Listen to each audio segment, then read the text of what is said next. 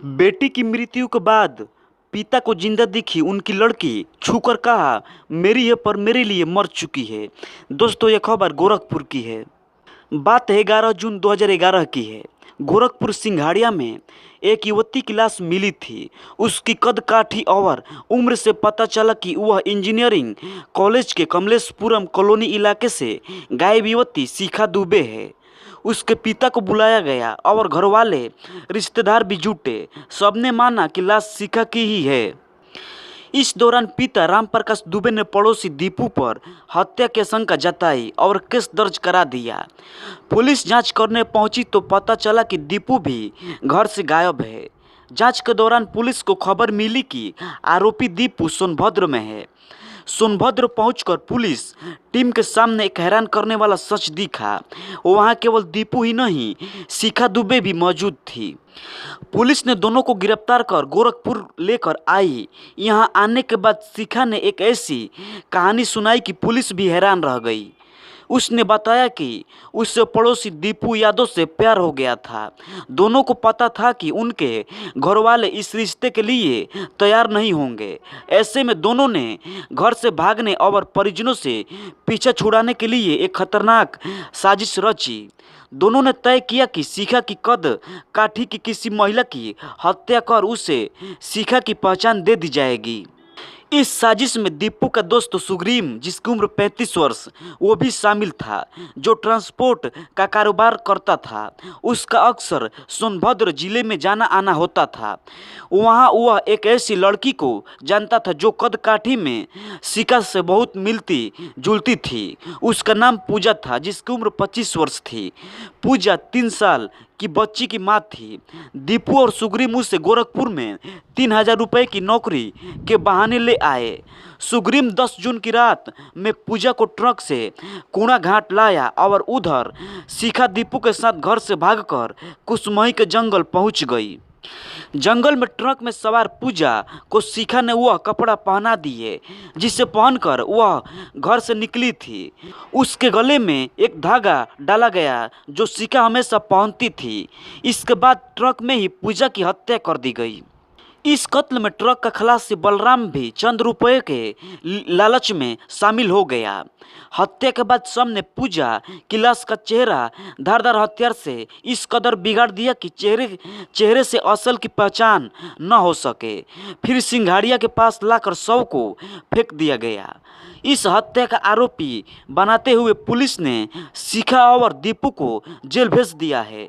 बाद में दोनों जमानत पर रिहा हो गए हैं और जेल से बाहर आने के बाद दोनों अलग अलग शादी करके अपनी एक अलग ही दुनिया बसा लिए हैं। फिलहाल केस अदालत में अभी भी चल रहा है। ट्रिपल मर्डर केस में कोर्ट का फैसला, मुख्य आरोपी को आजीवन कारावास। दोस्तों, यह खबर मध्य प्रदेश के गुना की है। साल 2017 की गुना ट्रिपल मर्डर केस में जिला कोर्ट ने आरोपी हनी दुबे को आजीवन कारावास की सजा सुनाई है। हनी ने पैसों के लालच में अपने ही 3 दोस्तों का मर्डर किया था। साक्ष्य छिपाने में आरोपी की मां ने भी उसका साथ दिया था, जिसके चलते वह भी जेल में बंद है। मध्य प्रदेश के गुना में जिला कोर्ट ने 2017 में हुए high profile triple murder case में फैसला सुनाया है। कोर्ट ने आरोपी हनी दुबे को आजीवन कारावास की सजा सुनाई है। हनी दुबे को 3 साथियों की हत्या करने और साक्ष्य छिपाने के आरोप में दोषी पाया गया है। अदालत ने इसे जघन्य हत्याकांड और रेयर ऑफ रेयर केस का करार दिया है। दरअसल मई 2017 में 3 नाबालिग लड़कों की हत्या कर दी गई थी। पैसों के लालच के चलते किया गया ट्रिपल मर्डर केस पूरे भारतवर्ष में चर्चित रहा था। हनी दुबे, ऋतिक नामदेव, लोकेश लोधा और संस्कार श्रीवास्तव और हेमंत मीणा 5 दोस्त थे।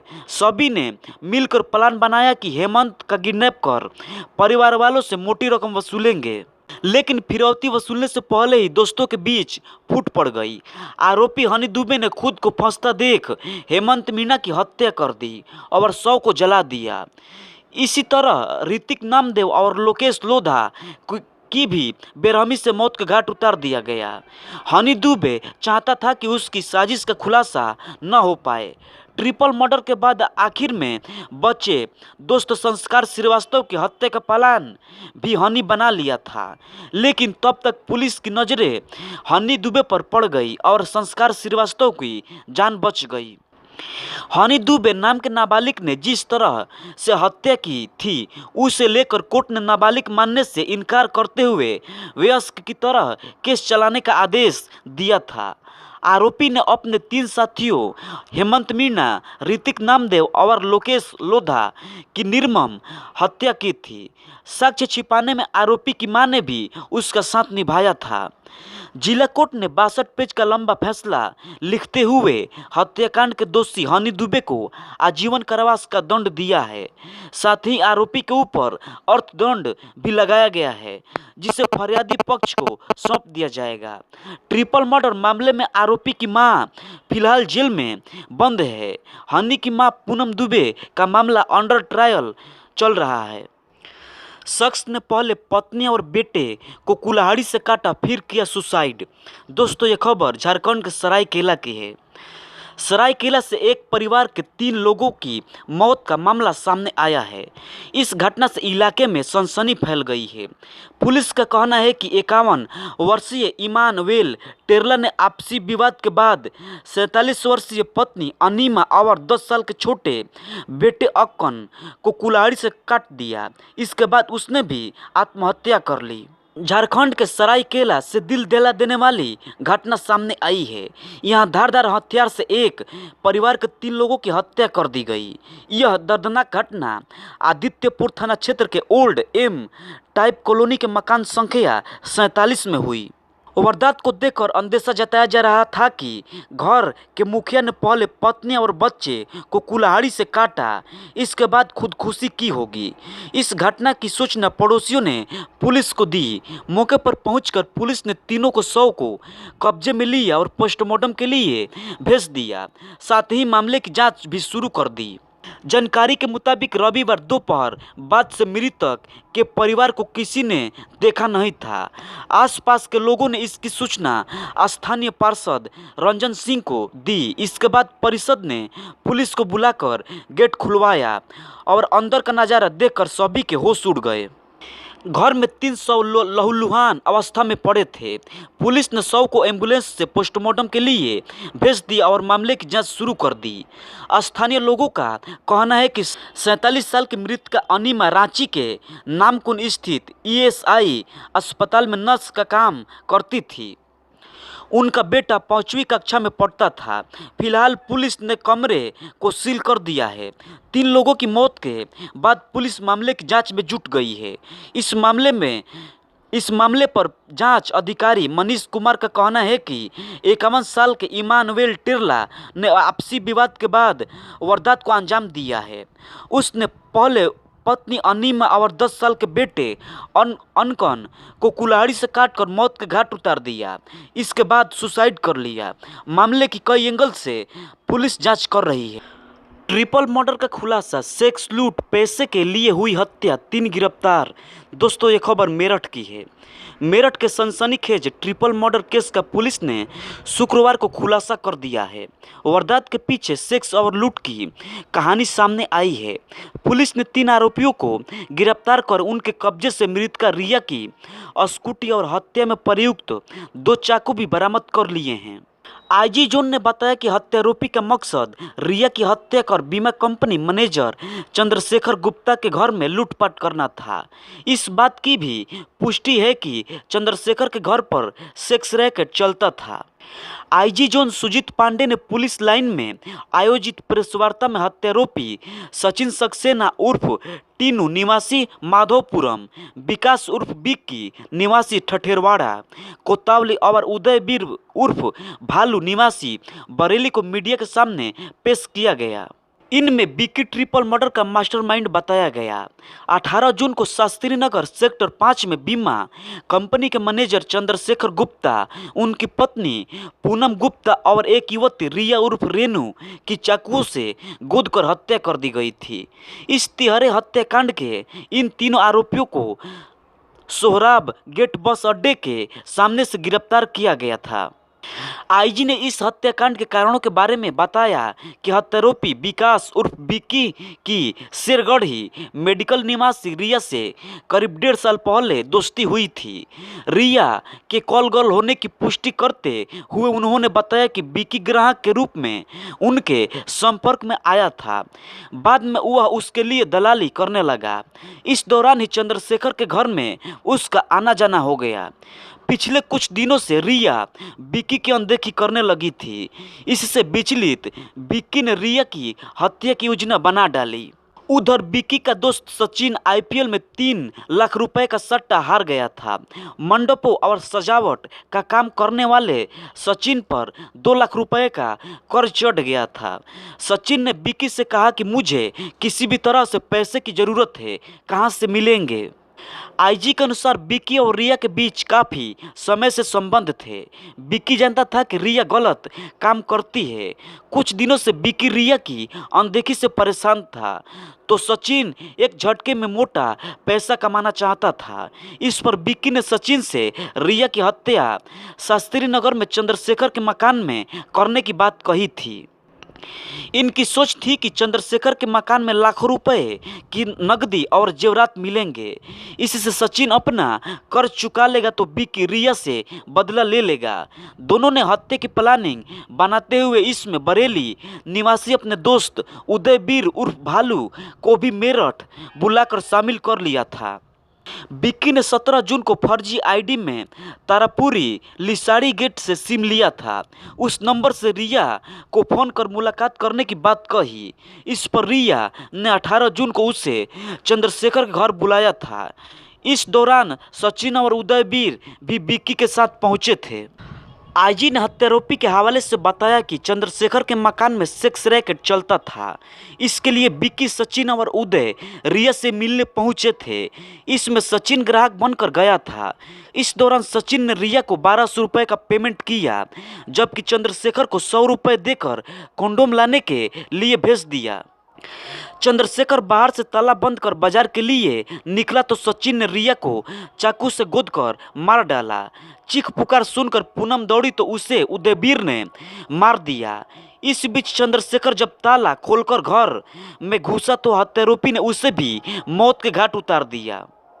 ट्रिपल मर्डर को अंजाम देने के बाद सचिन और उदयवीर हरिद्वार भाग गए थे। हरिद्वार के बाद बरेली जाने की फिराक में थे। बृहस्पतिवार की देर रात दोनों आरोपी जब सोहराब गेट बस अड्डा पहुंचे तो उन्हें पुलिस ने गिरफ्तार कर लिया। वहीं विकास को कोतवाली इलाके से पुलिस ने बृहस्पतिवार शाम गिरफ्तार कर लिया था। पुलिस ने हत्यारोपी की निशानदेही पर रिया की स्कूटी कबाड़ी बाजार स्थित नाले के पास से बरामद की। साथ ही चंद्रशेखर के घर से गायब एलसीडी सरायलाल दास से कमरे में बरामद की। पुलिस ने हत्यारोपी की एक स्कूटी भी बरामद की, जिससे 3 आरोपी चंद्रशेखर के घर पहुंचे थे। विकास स्कूटी लेकर चंद्रशेखर के घर के बाहर ही टहल रहा था। पुलिस का दावा है कि विकास ने मकान में एंट्री नहीं की थी। बीमा कंपनी में मैनेजर चंद्रशेखर गुप्ता के मकान के अलावा भी शास्त्री नगर में कई मकानों में सेक्स रैकेट चल रहा है। इसकी पुष्टि पुलिस अफसरों ने की है। शास्त्री नगर में सेक्स रैकेट का मास्टरमाइंड बॉडीगार्ड है, जिसके संपर्क में कई कॉल गर्ल्स और दर्जनों युवक हैं। ट्रिपल मर्डर के आरोपी सचिन ने खुद को बॉडीगार्ड का दोस्त बताया था, जिसके बाद रिया ने उससे मिलने पर सहमति जताई थी। बॉडीगार्ड शास्त्री नगर में एक शातिर बदमाश है, जो कि कई बार लूटपाट में जेल जा चुका है। अब उसका कई कॉल गर्ल्स से संपर्क है, जिनके जरिए उसने शास्त्री नगर में कई रईसजादों को भी जोड़ा। कॉल गर्ल्स इस बॉडीगार्ड का नाम सुनते ही किसी से मुलाकात करने के लिए राजी हो जाती हैं। इसकी जानकारी विक्की को भी थी। विक्की ने रिया तक सचिन की पहचान का फॉर्मूला इस्तेमाल किया। इसका खुलासा आईजी ने प्रेस वार्ता में किया। सवाल उठा कि यह बॉडीगार्ड कौन है और कॉल गर्ल्स से कैसे जुड़ा। आईजी ने बताया कि रिया के अलावा दर्जनों लड़कियों हैं जो कि रईसजादों के घरों में सेक्स रैकेट चलाती हैं। पुलिस को बॉडीगार्ड की तलाश है। इस गिरोह को जल्द पकड़ लिया जाएगा। कई युवतियां और युवकों के नाम सामने आए हैं। पुलिस के अनुसार 18 जून की शाम 9:10 पर कॉल रिसीव होने पर विकी ने रिया के मोबाइल पर मैसेज भेजा था कि आई एम बॉडीगार्ड, मैं बॉडीगार्ड का फ्रेंड हूँ, जिसे पढ़ने के बाद ही रिया ने कॉल रिसीव की थी। सचिन ने बॉडीगार्ड का नाम लेकर रिया से मुलाकात करने की इच्छा जताई और उनकी हत्या कर दी। बरेली में ट्रिपल मर्डर, बेहद क्रूरता से की गई थी तीनों हत्याएं। नृशंस हत्याकांड से कांप गए थे लोग। दोस्तों, ये खबर बरेली की है। बरेली के परसाखेड़ा औद्योगिक क्षेत्र में 6 साल पहले हुए उद्योगपति सुधीर अग्रवाल, उनकी पत्नी मधुलिका और नौकरानी अंशु की हत्या के मामले में अदालत ने 4 अभियुक्तों को उम्र कैद की सजा सुनाई है। सुधीर अग्रवाल अपनी फैक्ट्री में बनी कोठी में रहते थे, जहां 24 अक्टूबर 2015 को तड़के उनके साथ ही उनकी पत्नी मधुलिका और नौकरानी अंशु की बाकी से काटकर हत्या कर दी गई। पुलिस ने इस मामले के पास ही के गांव खसौड़ा निवासी अंशु के प्रेमी देवेंद्र, उसके दोस्त अजय कश्यप, बांधा गांव निवासी ओमकार और संजू को गिरफ्तार किया था। 24 अक्टूबर 2015 को हुए नृशंस हत्याकांड ने स्थानीय उद्योग जगत को हिला दिया था। आईआईए के राष्ट्रीय उपाध्यक्ष और 13 हत्याकांड में भरे गए पंचनामे के गवाहों में शामिल सुरेश सुंदरानी ने बताया कि घटना वाले दिन सुबह सबसे पहले पुलिस के साथ वहीं मौके पर पहुंचे थे। उन्होंने ही रामपुर भाग में रहने वाले सुधीर अग्रवाल के चचेरे भाई वीरेंद्र स्वरूप अग्रवाल को सूचना दी। बकौल सुंदरानी, बदमाशों ने वारदात को बड़े खतरनाक अंदाज में अंजाम दिया था। मधुलिका और नौकरानी अंशु के शव घर में पहली मंजिल पर पड़े थे। सुधीर पैरालिसिस से पीड़ित थे और बिस्तर से नहीं उठ पाते थे। उन्हें हत्यारों ने उनके कमरे में ही बेड पर जाकर मारा था। इस नृशंस हत्याकांड ने स्थानीय उद्योग जगत को हिला दिया था। उद्योगपति सुधीर अग्रवाल, उनकी पत्नी और नौकरानी की हत्या के मामले में उनके किराएदार जयप्रकाश ने एफआईआर दर्ज कराई थी। अदालत में इस हत्याकांड की सुनवाई के दौरान 11 लोगों ने गवाही दी। जयप्रकाश ने 24 अक्टूबर 2015 को लिखाई रिपोर्ट में कहा कि घटना वाले दिन दोपहर करीब 2 बजे सफाईकर्मी अजय ने उन्हें बताया कि मैडम मधुलिका और नौकरानी अंशु को फोन करने पर कोई जवाब नहीं मिल रहा है। उन्होंने उसके साथ जाकर देखा तो दरवाज़ा खुला था। बेड पर सुधीर अग्रवाल की लाश पड़ी थी और अलमारी का सामान बिखरा हुआ था। मकान के ऊपरी हिस्से से बरामद मधुलिका और अंशु की खून से लथपथ लाशें पड़ी थी। लग रहा था कि लूटपाट के बाद तीनों की हत्याएं की गई है। पुलिस ने अज्ञात लोगों के खिलाफ रिपोर्ट दर्ज कर छानबीन शुरू की तो पता चला कि नौकरानी अंशु के खसौड़ा में रहने वाले देवेंद्र से प्रेम संबंध थे, जो मूल रूप से एटा गांव के बंधा गांव निवासी है। उसने अपने दोस्त ओमकार, संजू और खसौड़ा के अजय कश्यप के साथ वारदात की है। घटनास्थल से इन लोगों ने एक मोबाइल और 40,000 रुपये भी लूटे। कोर्ट में पेशकार राम गुप्ता के मुताबिक इस मामले में 11 लोगों की गवाही हुई है। अदालत में गवाही के दौरान अधिकतर गवाहों ने तथ्यों का समर्थन नहीं किया। इसमें कुछ सुधीर अग्रवाल के रिश्तेदार भी थे। अधिकतर गवाहों ने पुलिस को दिए गए बयान से अदालत में कन्नी काट ली, लेकिन नौकरानी अंशु की मां शकुंतला देवी की गवाही ने मामला साफ कर दिया। उन्होंने अपनी गवाही में कहा कि उनकी 17 वर्षीय बेटी को अभियुक्त देवेंद्र ने अपने चुंगल में फंसा लिया था। उसने ही साजिश रचकर इस वारदात को अंजाम दिया।